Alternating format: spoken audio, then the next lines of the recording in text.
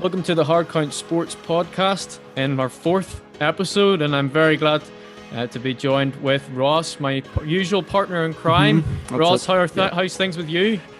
Yes, Zach, not too bad. We've got a very packed episode today. We've got a few guests. We've got a guy from Cleat Kings, UK, great business in the UK, selling cleats, pads, gloves. We've also got an interview down the line with an Alabama wide receiver, walk-on. He's now at Jackson State, so I'm very excited about that. And you know what? I'll just break into the interview now with this fella here, Rob. Rob, how are you? I'm not so bad. Nice to be here, guys. Thank you for the opportunity. Great. Rob is the owner of Cleat Kings UK. It's a business, as I mentioned before. They try to sell different, equipment and stuff to do with American football at a cheaper price, maybe a more affordable price for those who are looking to get into the game here in the UK. Rob, how did you yourself get into the game of football? I was originally just the classic armchair fan. I'd watch on Channel 4 and things like that. And I always I was always very intrigued by the game, and I always thought the game made a lot of sense. None of my friends watched the game. None of them were interested at all. So I was always limited to just, watching highlights of games here and there. And it slowly but surely just progressed. So what happened is I never felt an affinity to any team in particular because I never invested as much time. But then bit by bit, year by year, as the time's gone on, what I would do is I would wait until the playoffs. I would watch highlights all through the season. And then in the playoffs, by that time, a couple of years in, a couple of my friends would get a bit of an interest as well. And we'd all just draw a team out the hat. And that would be our team to follow through the playoffs. Perfect. Yep. Right. Yep. Mine would always get wiped out in like wild card weekend. And,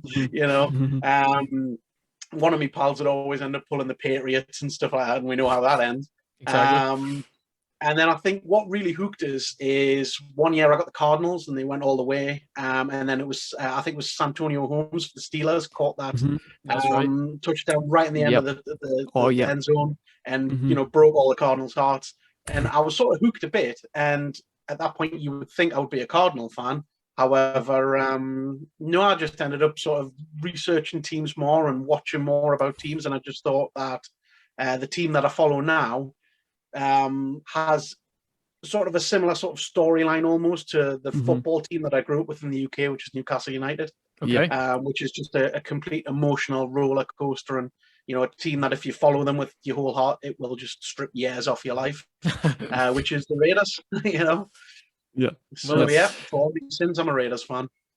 It's actually slightly uglier because I myself am a Denver Broncos fan, and Ross, you are I'm a 49ers fan, Zach. There's definitely a bit of rivalry going on there between the Raiders and the 49ers, both from the Bay Area. Raiders previously now, but they've moved to Las Vegas. And can I get your opinion on the move? To Vegas? Mm-hmm. So I'm over the moon because it really makes it an easier sell for me to see a home game now. As long as all those casinos will stop buying all the season tickets, that would be great. Basically, for me, it's a hard sell to ask my wife to go on holiday with my wife and child to America to then fly all the way to the West Coast to basically just watch a game and then have to then fly somewhere else onwards. Whereas Vegas is a bit more of a destination I can maybe sell her on a little bit. So, fingers crossed. Because so far, I've only ever been to see the Raiders live twice, once at Wembley, once in Miami, which was on my honeymoon. And she gave us permission to drive down from Orlando down to Miami. Okay. Wow. And both times we got absolutely tanned by the Dolphins. So I hate the Miami Dolphins with a passion. So well, I think there's a few listeners. I know a few Dolphins fans, and I'm sure there's a few listeners, not too happy with what you've said there, Rob. But you yourself have actually played the game of football, something that, some of the listeners mightn't have had the opportunity to do so. Give us a wee bit of your experience of that. How did you get into the playing side of things? And tell us a wee bit about your position and how you've got on in that side of the ball. So I think the initial thing was obviously just an increase in the interest from watching the game. And I started following the Raiders, and that was dismal. How that didn't put us off football, I don't know, but thankfully it didn't. It got more and more. And then I remember seeing something on Facebook, and it wasn't directly about the team that I ended up playing for, but it was just a mention of a game, and I was like, oh, okay, so I didn't even realize there was an actual, a sport for it in this country. So I was like, okay, great. I came from a background of combat sports, so I'd been a Thai boxer for a lot of years, and when I found out that there was a team local to us, I was like, okay, great, I'm going to try out. And I went along, tried out. It didn't go great because I was coming from a fighting background, so it was like a two left feet job. So I came away and I thought, okay. And what I noticed is I obviously just assumed it would run the same time as the NFL season, whereas obviously when I turned up, it was halfway through a season. So I was like, right, okay. So dusted myself down and I thought, right, okay, rookie camp's now open in January. And, I went along, and as once I was sort of in with other rookies, I was like, okay, I don't feel massively out of my depth now. And I was looking at inside linebacker because one of the things they quickly realized about is that I wasn't shy about contact. And that, I didn't mind lowering my pads and putting a hit in there. And then there was a conversation that was had that was like, you're a very big guy, but you're very mobile. You've got a little bit of quickness to you.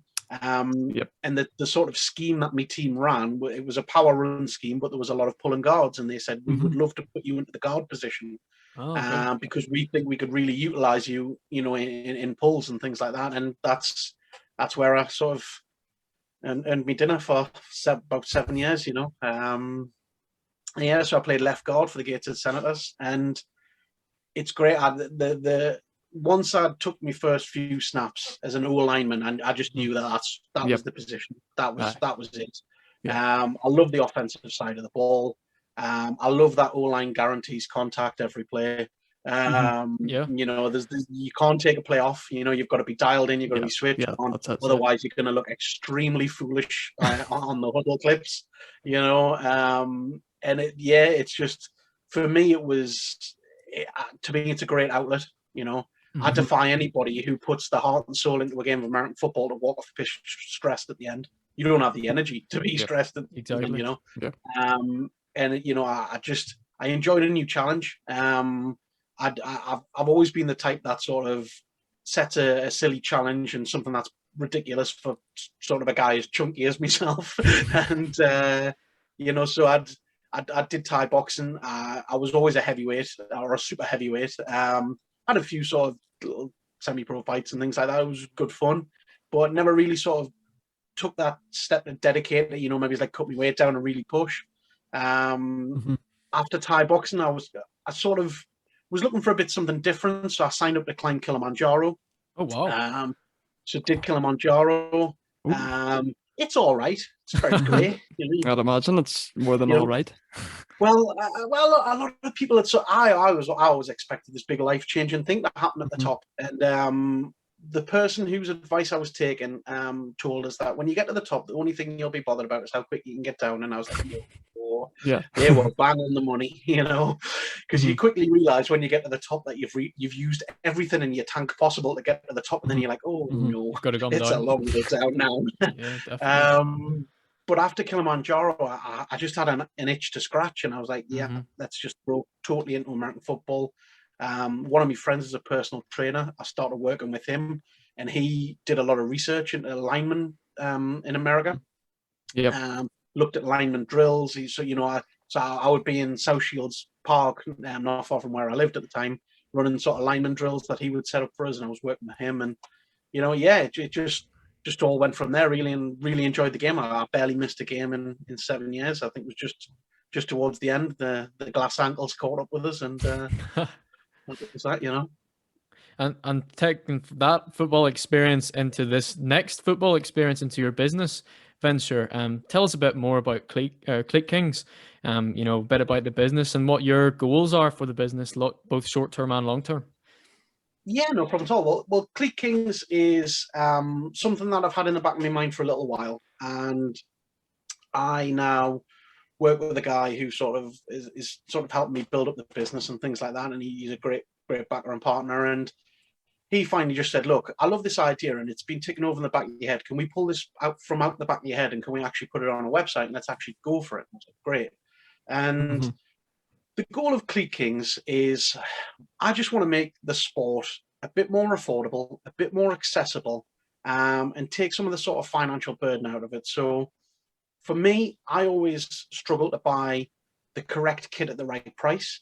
Mhm. So for me, I would always, be wearing cleats that were a size too big or a size too small, or, because I'd get a deal from somewhere. And, Yeah. I wasn't always necessarily, the richest guy. I didn't have, £150 to go out and spend on exactly the cleats I'd want, for example. And I'd buy sort of shoulder pads secondhand and things like that from other players, and which is great. The only thing I really invested, money in and bought from new was a helmet, because I thought, I don't want me noggin to take a flogging, so No, I definitely got a not. helmet, and thankfully that Zenith X2E sort of kept us sane.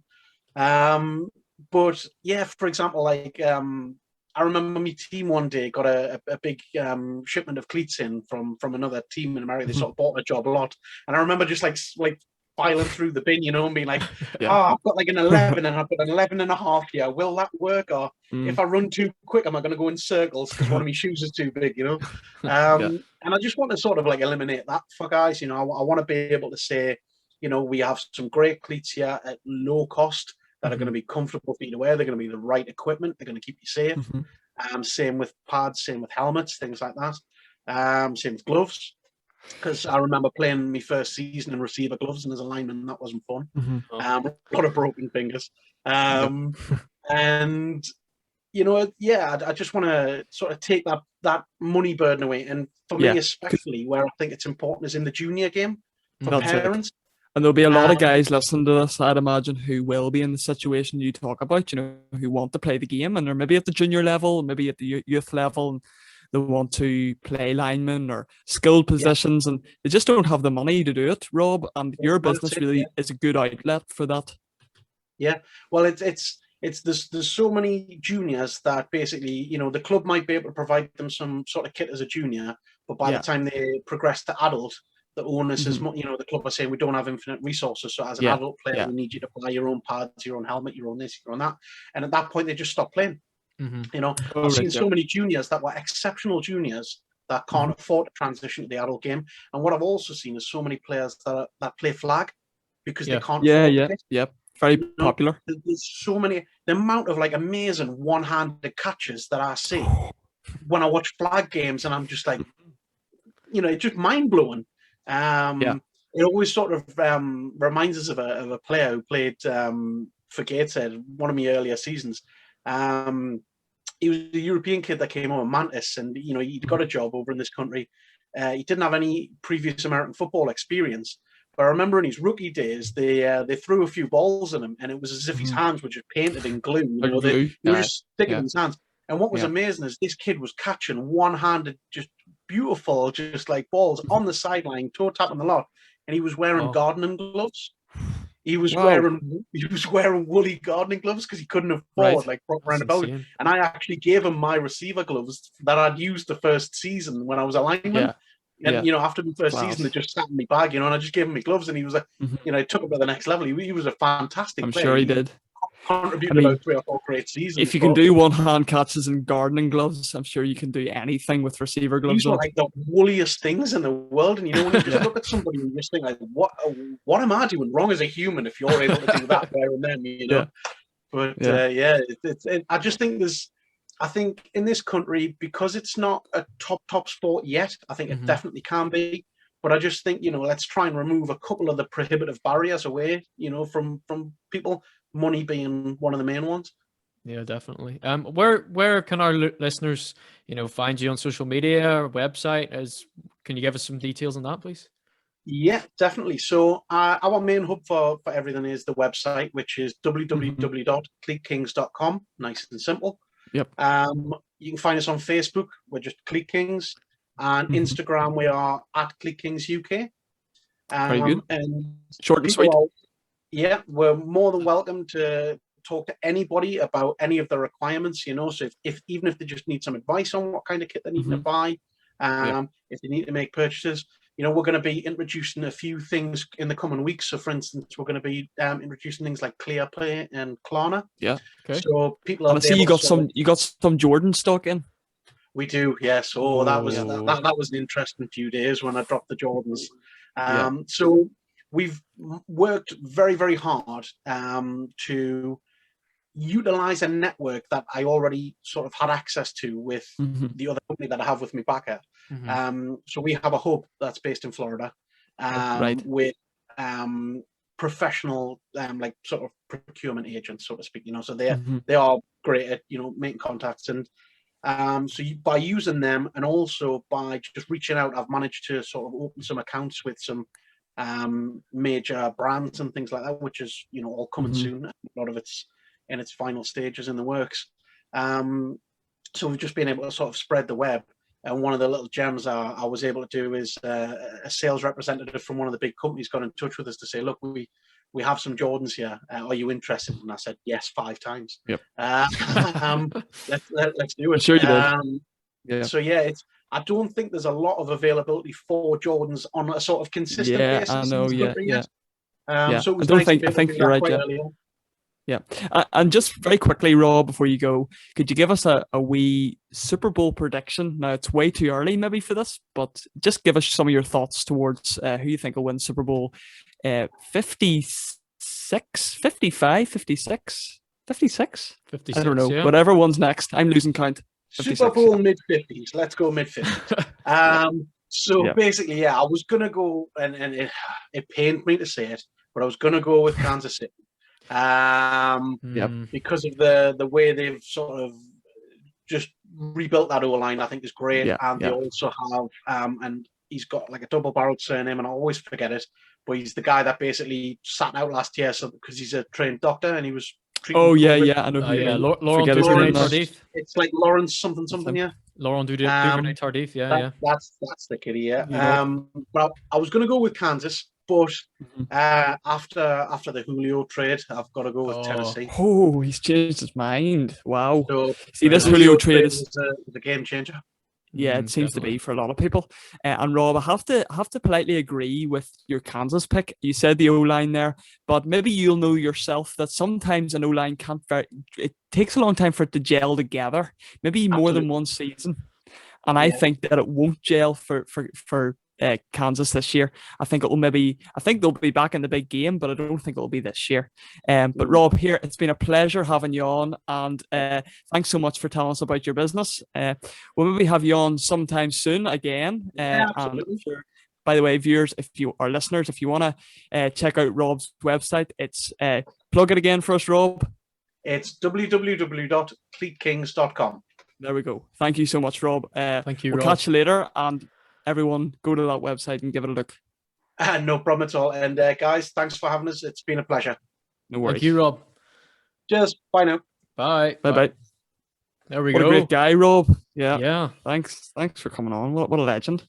So brilliant. Zach and I are going to very quickly go over some of the breaking news around the NFL. Zach, if you'd like to kick us off on that. Yes, and this is a story that we've really been holding in the podcast for a while now. It's been bubbling up all over the off season, and it's Mr. Aaron Rodgers. And things seem to be getting very uncomfortable for Packers fans, and seems to be very unsettled in Green Bay, Wisconsin, Ross. It does seem to be, Zach. It does. Aaron he's taken a wee vacation there to Hawaii very recently. Yep. And I think he hasn't a clue what's going on, partly. He's just looking a way out. And he's got that over there on the West Coast, just off the West Coast, I suppose. The Packers are playing a dangerous game here by letting Aaron Rodgers sit out and not giving him what he wants, which apparently seems to be the rule of the roost. He wants to pick and choose what players should be starting, what players are signing. He doesn't really want money. Money is a byproduct of this, and it'll be interesting to see how this advances. If we kind of shift over to the other side of things in Green Bay, we look at Jordan Love, the quarterback who they picked. Now, correct me if I'm wrong, 28th overall in the 2020 NFL draft. Big surprise there. But recently, he's had some ups and downs. He poor in practice, and then the day after, he changed things up. Yeah, absolutely. And I think, this is something, his performance over the past week has really, it's really divided the fans in Green Bay. Some are thinking, no, Aaron Rodgers is the guy. We still need him under center if we want to go and hoist that Lombardi in February. And others are thinking, you know what? He doesn't want to play for us. He clearly has no interest. And if he doesn't want to stay with us, we'll go with Jordan Love. And, for me, I do think Jordan Love has had flashes this past week in OTAs. However, last season he was redshirted, didn't start any games, didn't actually take a snap in a single game, and for that, it was a year for him to take a step back and learn behind Aaron Rodgers, one of the greatest to ever do it. The fact that he's been taking more reps obviously will help him, but personally for me, I don't think he's completely ready to be QB1 in Green Bay in September. However, Rodgers might make it so. He may, hold out and refuse to play for the Packers, and therefore Jordan Love will be, the guy in Green Bay from now on. That's it. And let's not forget that Blake Bortles is also in that QB room. He might be the starter this year. Who knows? Let's move on to another big story that's been in recent NFL news. Ja'Wuan James got the cut for tearing his Achilles outside the team facility. Now, this is a big topic, one that hasn't gone down well with a lot of NFL players. What's your thoughts on this, Zach? He's been a staple of an offensive lineman. I'm sure Rob would tell you himself, a very important position. And once you step outside that facility, apparently you're not covered. Yeah, it's a tricky one. Ja'Wuan James, he's only 29 years old. There's plenty of time left for him, and he's been playing in Denver since 2019. Previously he was with Miami, and last season he opted out with coronavirus, decided not to play, and in training for the upcoming season, he tore his Achilles away from the facility, and it's something that's this is a byproduct of a move or of a problem that's been festering throughout this offseason as well with the NFL Players Association. Basically, the players liked what happened last season with the virtual walkthroughs, the virtual meetings, instead of going into the team facilities and doing training the physical way. And so, the players have been deciding to step away from these facilities, and this is a result. This is a very, very bad result of this. Something that's gone horribly wrong, and Ja'Wuan James is a casualty of this situation. Obviously, he's been very disappointed with this, and so has filed a grievance against the Denver Broncos, seeking $15 million worth in lost wages. And as well, Ross, he's been picked up with Baltimore this past week, and so yes, I heard that. No, I did hear that. Yeah. So what's your thoughts on that? Be interesting. Yeah, it'll be interesting to see him part of the Ravens offensive line. They did lose Orlando Brown Jr. So there's a much needed, there's a gap in that offensive line, a much needed addition there. Let's shift over to another AFC team in Miami. Things are going a bit better for them at the moment. They've just signed he's a bit of a breakout star recently. Jerome Baker receives a 3-year, $39 million contract with, get this, $28.4 million guaranteed. And guaranteed money has seemed to be shooting up recently. This is not a surprise to me. He definitely deserves it. He's in that conversation now for top 5 linebackers. And you can kind of debate who's where in that list, but he's definitely belonging there. And then other news, Robert Griffin, the man, the myth, the mystery. He could be making a comeback, either on your screen playing the game or on your screen calling the game. Fox and ESPN have expressed interest in him, and he has auditioned for both networks. But he says he hasn't closed the door on a return to football. Zach, what do you think he'll do? Well, I think this is a bit like what we discussed with Frank Gore. Obviously he's seeking another opportunity. He wants to play football. He wants to stay around the league. But the NFL doesn't work that way. Sometimes you love football, but football doesn't love you back, as I said. And for that, I think he may be forced to put in. But I actually think it'll be interesting to see RG3 in the booth. Great myth, and that's 100%. But it was great hearing from Rob. We're going to be hearing from another guest in a few seconds. Josh Lanier out of Alabama. He was a walk-on there. you might have heard of him, seen him doing a few things on video if you've been on YouTube lately. Has now committed to Jackson State, where Deion Sanders is. Catch us after the break. We will be talking to him. Thanks for joining us.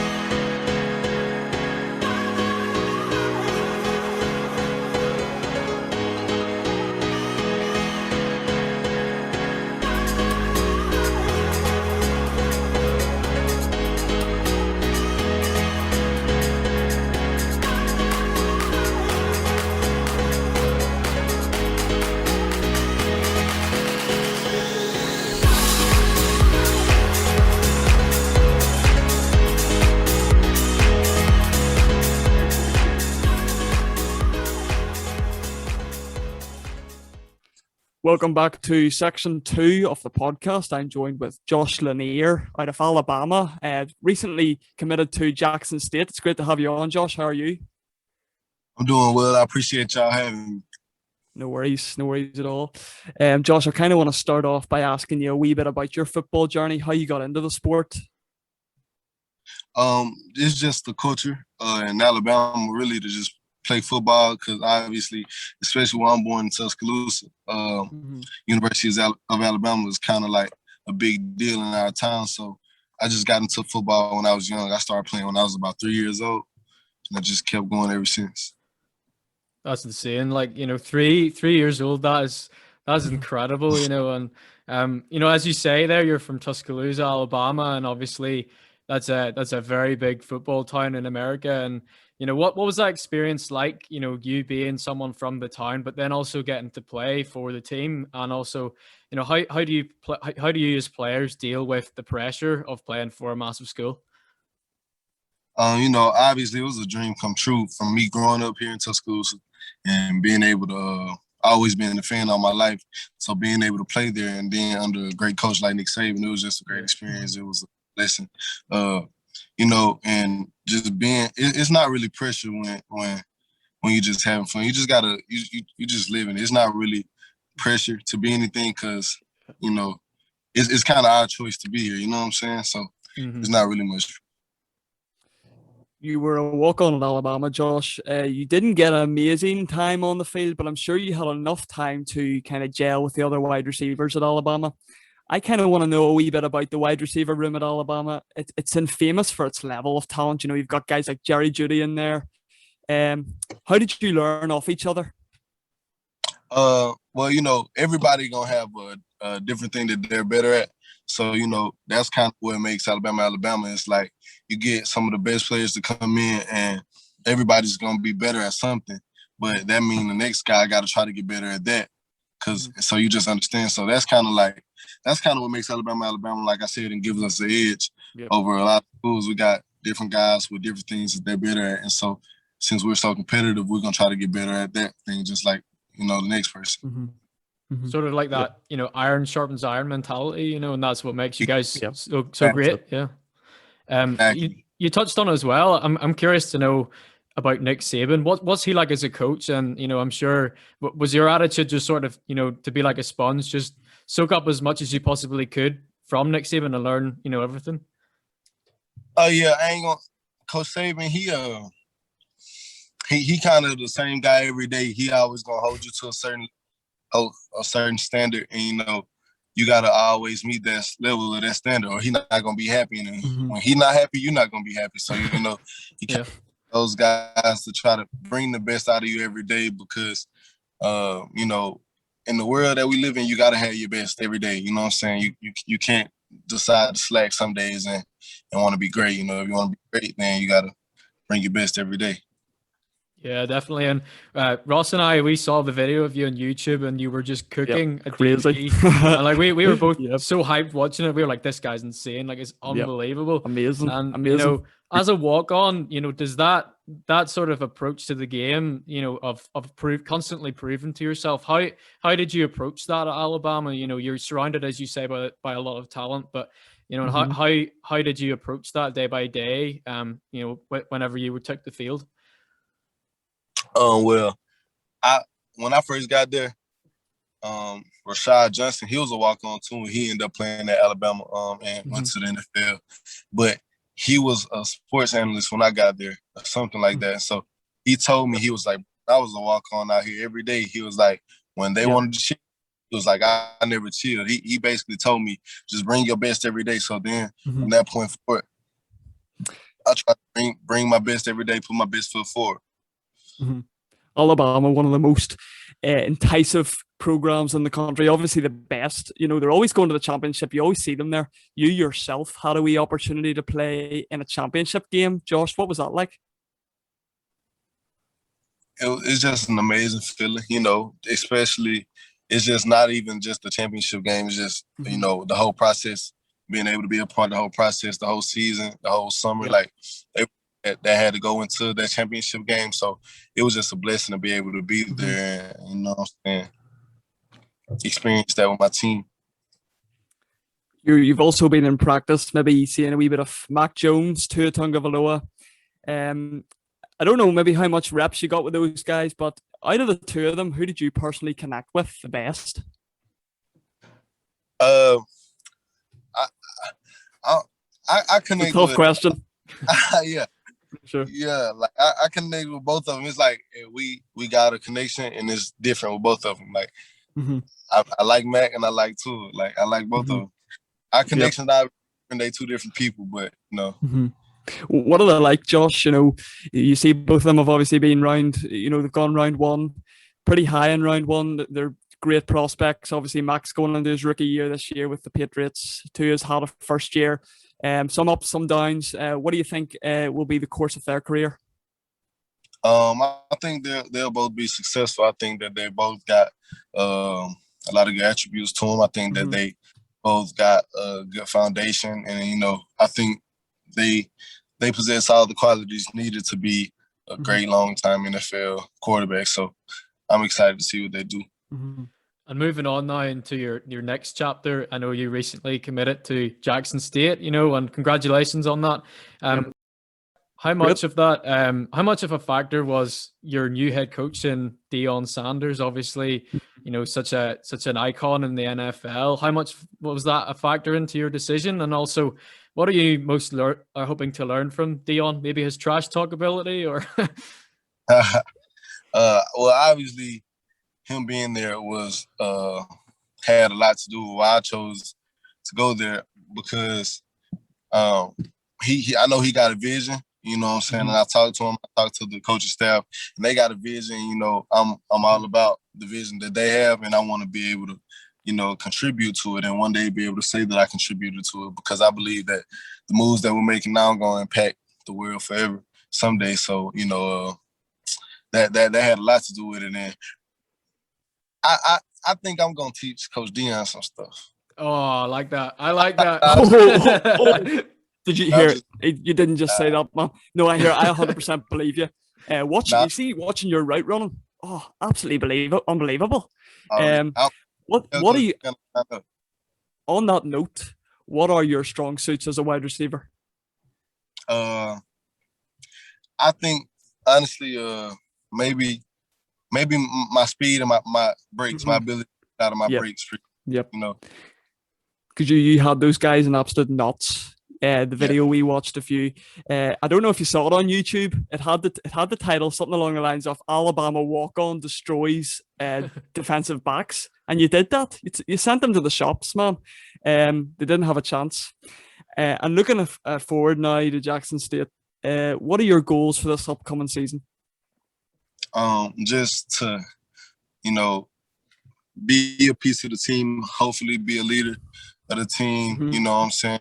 Just hopefully I just want to be able to leave my mark this season. I want to be able to leave my mark where I can be able to just not only impact me, but impact everybody involved in a positive way, you know, and just lead by example and do the right things. And then I already know if you do that, then everything you want gonna follow. Do the right things and keep doing everything right. You know, that's it. Yeah. Josh, usually what we like to do towards the end of our interviews is finish off with some lighthearted questions, just some sort of hypothetical questions and, some sort of trivial ones. So we've got one for you here today. So if you could go up one-on-one, and we know that you can go one-on-one with our YouTube video is insane. If you could go up with anybody in the NFL right now, DB, who would you most like to match up with?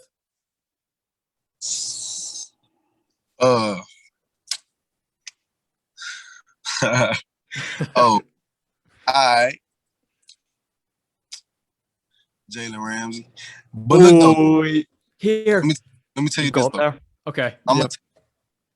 It's because, like, I'm going to be real. I don't really watch football, but I know about football. I don't watch football. I don't really, like, watch TV and stuff. I make music. So, but, okay. But I know that he like one of the top, and that's who everybody always talk about. Yep. So I just want to see where I'm at. You know what I'm saying? No. If you can compete against Jalen Ramsey, you can compete against any corner in the league. Exactly. I'd imagine. And here you plug in your music. What is it? Rap? Is it or? Yeah, it's very good. Yeah, very good. Would you like to plug that for us? Oh yeah. You can find it everywhere. Apple Music, Spotify's on our platforms. Very good. At Lotto Woo. That's LOTTO space WOO. Looking forward to hearing it. That's mad. So not only do you play wide receiver to a high level, you also rap. We're learning all different things about you today, Josh. That's great. And just maybe going back to a serious note for a minute, is the NFL your final destination? It's not my final destination, but it's I hope if it's God's will, then it'll be a part of the path. And then maybe staying on the NFL note for a second, we do this with all our guests we have on. Way too early Super Bowl prediction. Who do you say for Super Bowl 56? All right, so I told you right that I don't even watch the NFL. Yeah. I don't know who the pick on, got a team or whatever, but I tell you this: one of the Bama boys is gonna be in the field. Okay. Somebody on the team, you know what I mean? I have to agree with you there. I think that's bound to be every team at this stage. Yeah. That's all 32 teams in there, Josh. That's a good answer. Josh, it's been an absolute pleasure having you on. And here, rapper, that's great to hear. Every NFL or college player seems to have a side gig going on, and yours is class. Yeah. But Josh, thank you so much for joining us today. It's been great to hear from you. Yes, sir. I appreciate y'all having me. Thanks, Josh. All the best.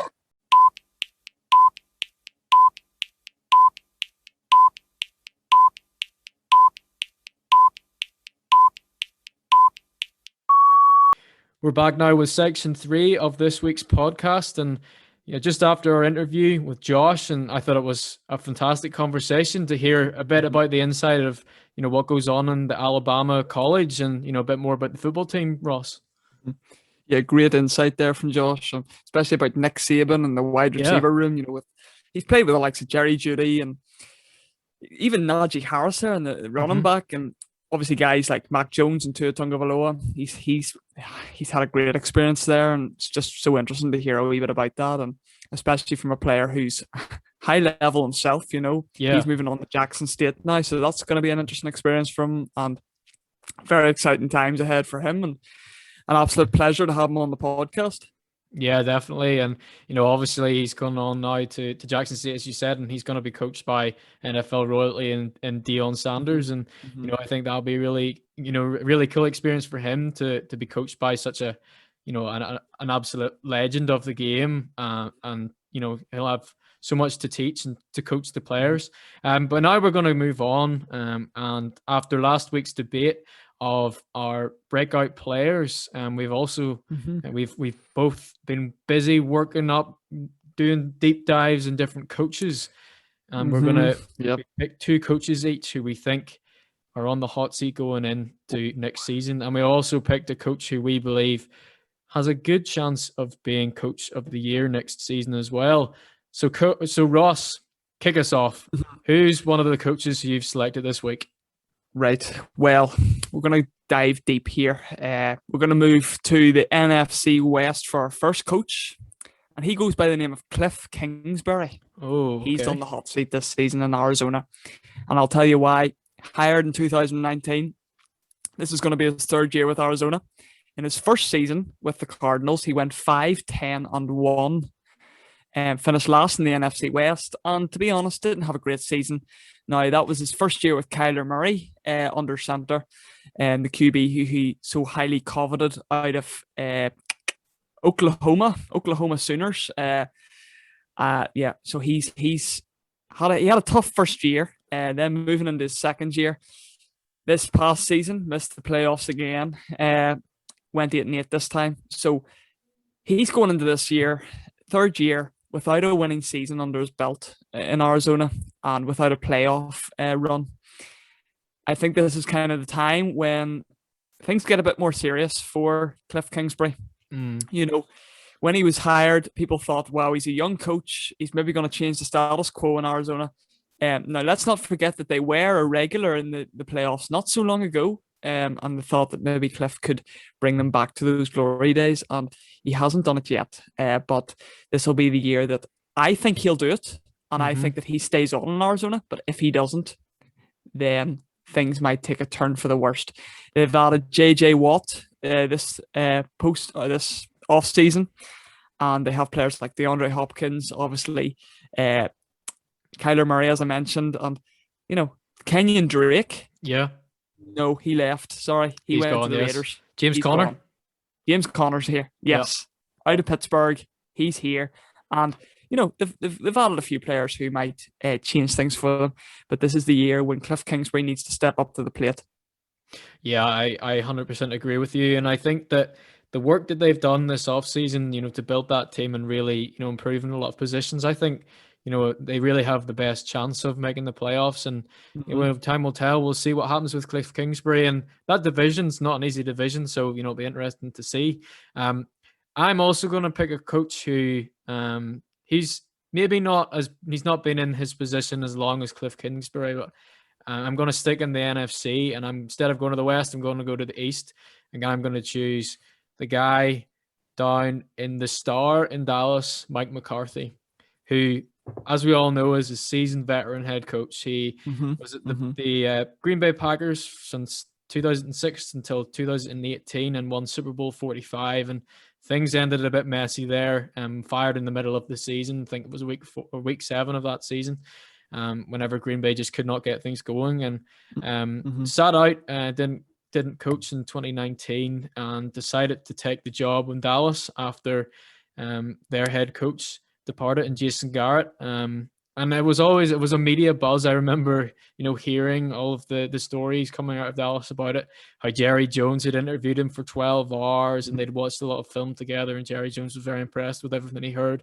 And then on the press conference, what does Mike McCarthy stand up and say? He said, I told them in my interview I'd watched every snap of Dallas football, and that was a lie because I really wanted this job. And I thought it was really funny to see Jerry Jones and Stephen Jones just look at each other and go, oh dear.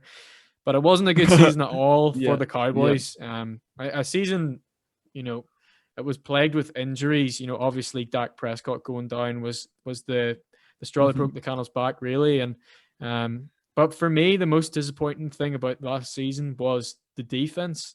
The Cowboys had one of the worst defense performances in their history under Mike Nolan, and obviously led to his firing. And whenever you're playing in that NFC East, it's so open. Every team really could make the playoffs, and you see in other divisions it is biased towards other teams, or maybe bias isn't the right word, but there's talented teams, and then there's a mix. But the NFC East is one of those wide open divisions, and I think Dallas, they brought Dan Quinn in on defense. Dak Prescott's back, and he's received his money. So I think he really needs to have success this season. I think he needs to make the playoffs, and I don't think he's going to give Mike McCarthy. I don't think Jerry Jones is going to give Mike McCarthy as many chances as he gave Jason Garrett, because time is running out a bit on Jerry Jones. So we'll see what happens. Definitely, and I'm surprised he got another job. Honestly, after finishing with the Packers, I'm surprised he got another go at a head coaching role in the NFL. But let's stick in the NFC for a second, and let's move to the Chicago Bears. their head coach is Matt Nagy, and this is a guy who I think is in the hot seat for the 2021 season. Hired back in 2018, the Bears referred to him as highly intelligent, very creative, and outside-the-box thinker when he first joined. These were the things that maybe he thought, oh yeah, this guy's going to be good, he's going to do a good job here. Sadly, he was given Mitch Trubisky as a starting quarterback. And he didn't draft him, to be fair. He was drafted the year before. Not a great situation to come into. But I suppose you can keep an open mind to Mitch Trubisky where he sits now. We had a good chat about him last week with Noah Turner. Has a lot of work to do, but I think he can still make it in the NFL. And I think so does his good friend Noah.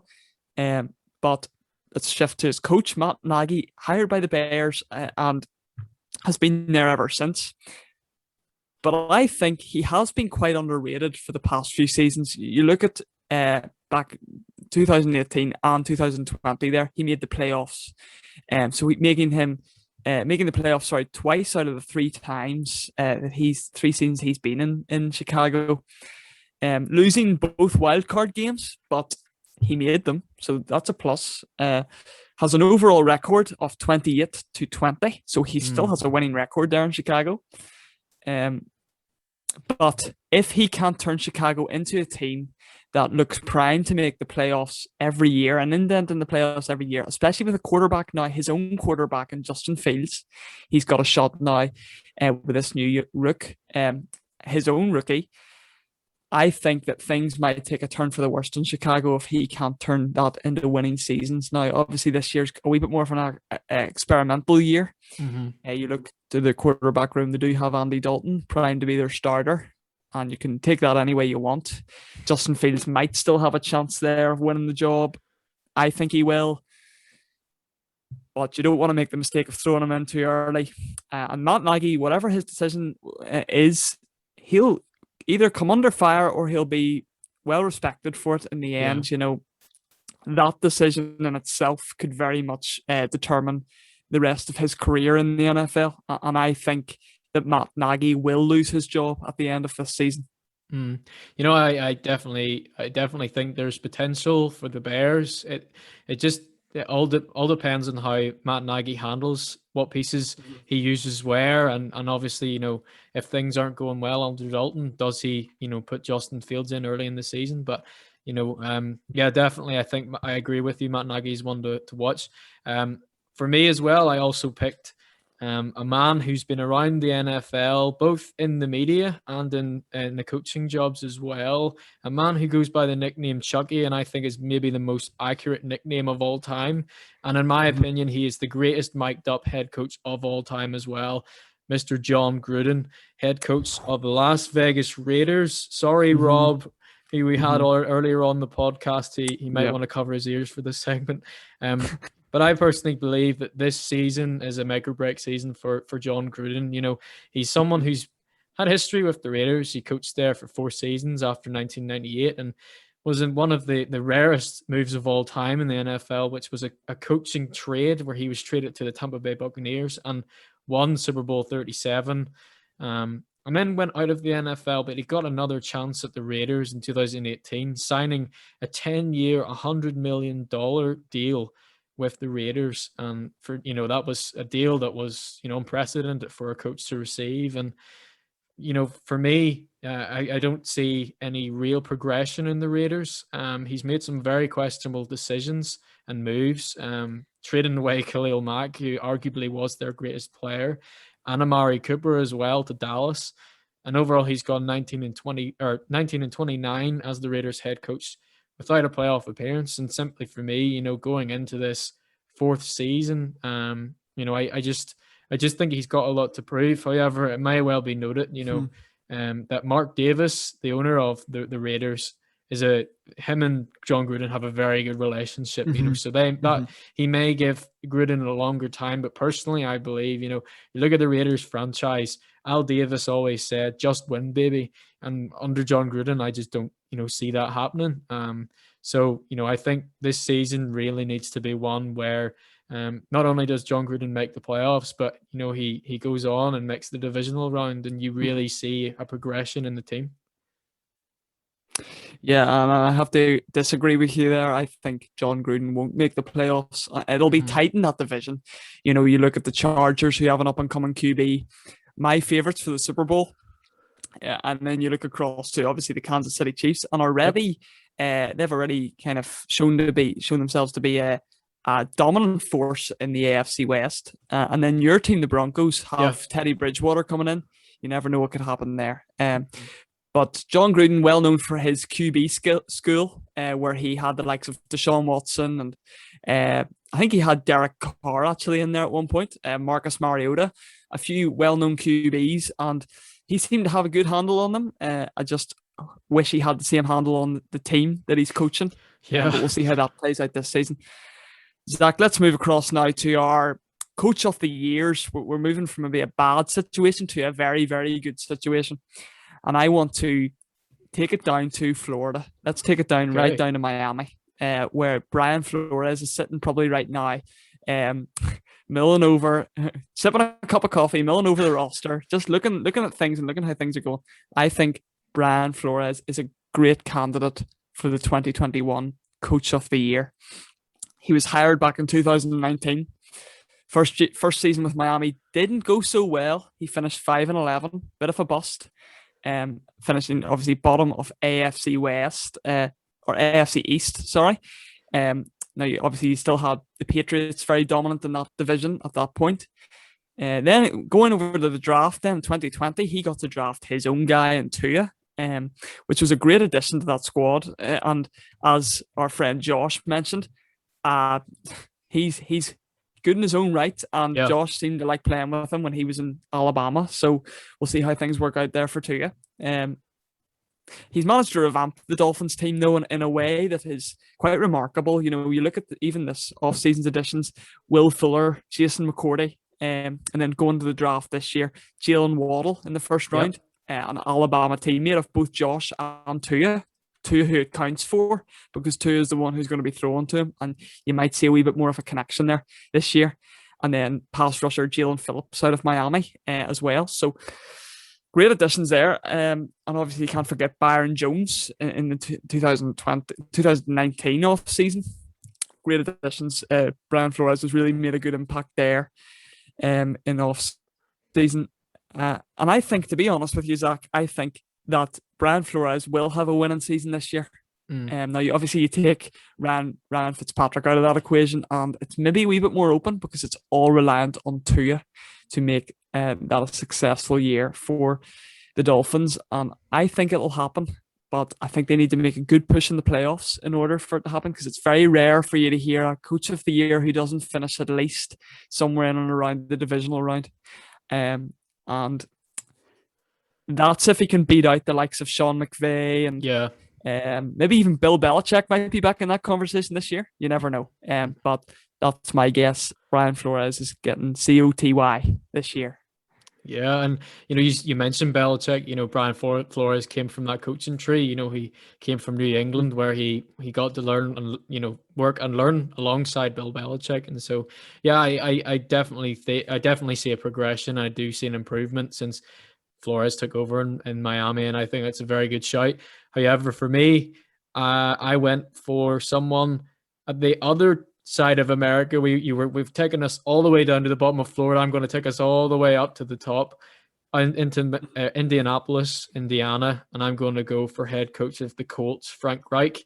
Frank Reich is someone who's been around football for a very long time. He was a quarterback for the Bills in the 90s and orchestrated one of the greatest comebacks in history in the 1992 wildcard game against the Oilers, where he came back from something ridiculous like a 38-3 deficit to win the game in overtime. It was unbelievable. And Frank Reich got the job in 2018 after Josh McDaniels, the offensive coordinator for the Patriots, got cold feet in the last minute and backed out of the move. And it was a moment where Frank Reich was really thrown into the deep end. Started off poorly with a 1-5 start, and he took the job having no real questions about Andrew Luck, who had but had been injured the season before and missed out the entire season, and took them from a 1-5 start to the playoffs. And it was an incredible run for the Colts. And had to deal as well in 2019 when Andrew Luck surprised the NFL and decided to retire. But, you know, I think in 2021, you know, he's got the Colts have the 13th toughest schedule in the NFL, but the bit that really makes me think that Frank Reich has this great shot of winning Coach of the Year is the addition of Carson Wentz into this team. You know, they had a great success. Obviously, Frank Reich was the offensive coordinator for Philadelphia whenever they won Super Bowl 52, and together Carson Wentz went on an MVP campaign season. And if it wasn't for his ACL tear against the Rams, you know, he probably would have won it. And so for me, I think if they can really, you know, spark that mojo again and really, you know, pick off where they left off, you know, I think they'll have a great opportunity. And they have a really complete team, great defense, not a bad running game, and I think a fantastic O-line as well. So Frank Reich, for me, I think has got a very good chance, you know. So definitely 100%. And I'm not too sold on Carson Wentz yet. I feel like he's got a lot more to prove, but as you mentioned, Frank Reich seemed to be a bit of a stalwart at QB in his own right. Let's hope he can maybe instill some of that QB magic on Carson. I hope that can happen. And yeah, Indiana's the Colts seem to be a great team. They seem to have really kind of formed a great offensive line and defensive line, the places where it matters. And Rob would have told you himself, you know, that's right down the trenches. That's where the ball originates from in each play. And that's the place where things happen. And you need big guys in there who hold their own to allow the skilled guys to run all over the show. But Zach, that's great. So just to recap, Cliff Kingsbury, Matt Nagy, Mike McCarthy, and John Gruden for the coaches on the hot seat. And then my pick is Brian Flores, and Zach's is I have just forgotten it. Frank Reich. See how that just goes out of my mind like that. Here, by the way, Pat McAfee would be proud of that. Yeah. You know, and then another point I was going to make is I do think the addition of Julio Jones to the Titans maybe taints that just a bit. If Julio had gone the other way to the Colts, I think, you know, it would have helped his Coach of the Year campaign more. But we'll see what happens there, obviously. But yeah, if Pat's listening, Mike Vrabel, he's a good shout actually. Yeah. He's we'll maybe give him an unmentioned. We'll maybe give him some kind of honorable slight mention. Award there, and unmentioning or something. Yeah, exactly. Mike Vrabel is definitely one to keep your eye on. But here, great podcast, Zach. You've done well today. You've carried me, to be fair. No, Ross. Definitely not. We'll leave that open to the listeners to decide. But we've had two great guests on today. We were joined by Rob in the first segment, and what a guy! Such a nice guy. Owner of Cleat Kings. If you want to have a look at that, the website's linked below in the description. And then later on, we were joined by Alabama walk-on and Jackson State committed Josh Lanier. And both great guys. Josh has a bright future ahead of him, whether it be in football or music. Yes. As we learned. Yes, exactly. You know, you never know what that man's up to. He could be doing anything. But great to be joined by both of them. And if you enjoyed today's episode, maybe give it a wee share, let people know about it. That'll be great. And join us next week for episode 5, where we're going to be having another guest on. And actually, we're going to be going to the trenches. We're going to have a guy on from Louisville, Kentucky. That's all I'm going to say. But join us next week, and thanks for listening.